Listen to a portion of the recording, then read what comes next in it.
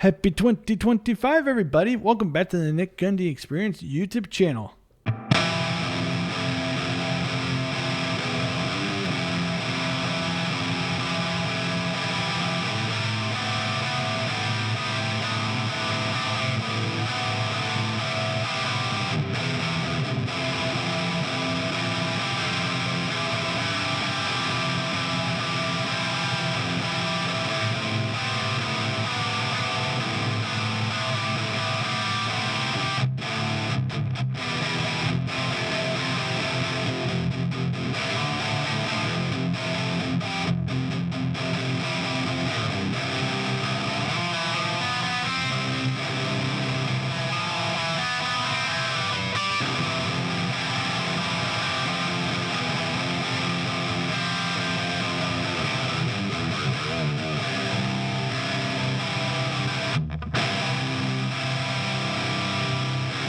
So last year when I did my video about alternate guitar tunings, I used this little guy, and let me tell you the story about how I found this thing. So let's rewind to 2019. I saw my friends at AudioFeed do a Me Without You cover set. They had really good reception, and I thought, ooh, I wonder how much of a crowd could come for a Chariot cover set, referring to the retired band The Chariot, one of the most wildest bands that have ever exist. Wanted to put something together, and then COVID happened. They had to wait a few years, and then I wanted to reach out to get like people together for a live band. Wasn't there just yet, but then I did what's now been dubbed a the Chariot karaoke / DJ set. So that's become a slightly reoccurring theme. And then last winter or late winter, early spring of 2024. Reached out to the Facebook group, and I was able to recruit people. I wanted to use a guitar, well, pretty much like this, and then pretty much smash it. Skip it up and that up.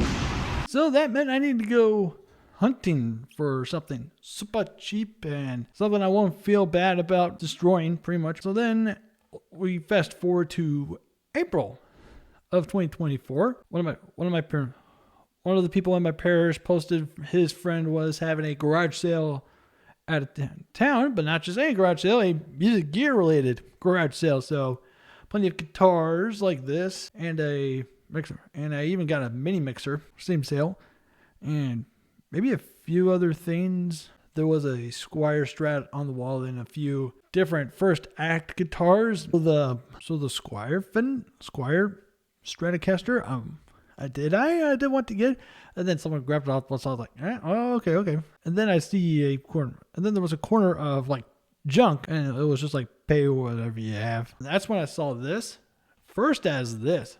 I know how atrocious.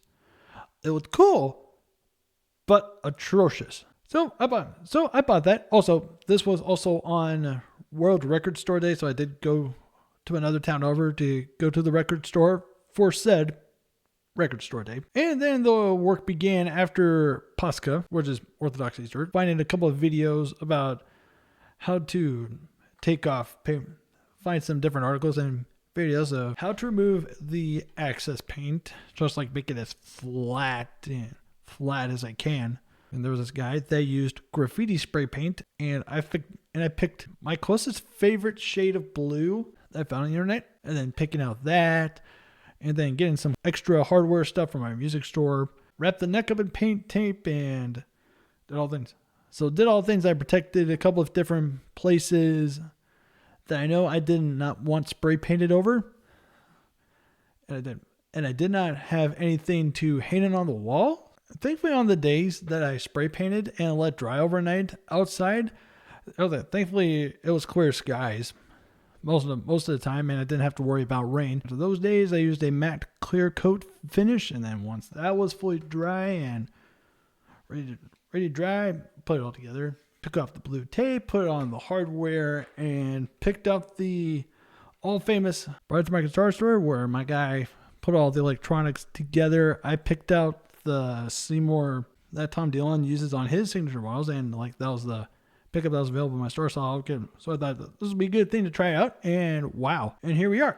Also, one thing that remained the same was the back plane for all the electronics. I decided to leave that alone because since wasn't much paint left on it anyway. I mean, it's pretty rusty, but it still works. And it was all set and ready by June. I've had a lot of fun with it. I've used it primarily for drop tunings, especially in C# standard / drop B. And I currently have this one in open C major.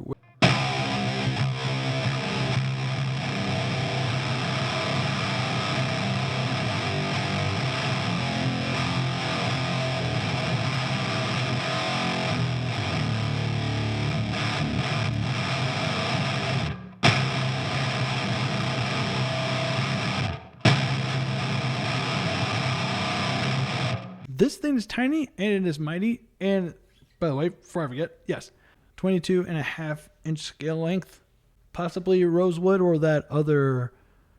This is possibly rosewood or poly indigo or something. Body wood, no idea. Sorry, that's about as much as I know of, and I have no idea. And this is a very mystery guitar. I really don't know what this was. It does have a structure of a Hello Kitty guitar, but I checked it out. There were no drill holes for the pickguard. And all I could see, like I said, all I could see was mini Fender Squire something. So I actually have no idea. It's a mystery. This thing is a mystery. And a great mystery has produced great sounds. Man, what have we learned? I love obscurity. And it has been super rewarding bringing something dead and brought to new life. All right, thank you so much for tuning in. See y'all later.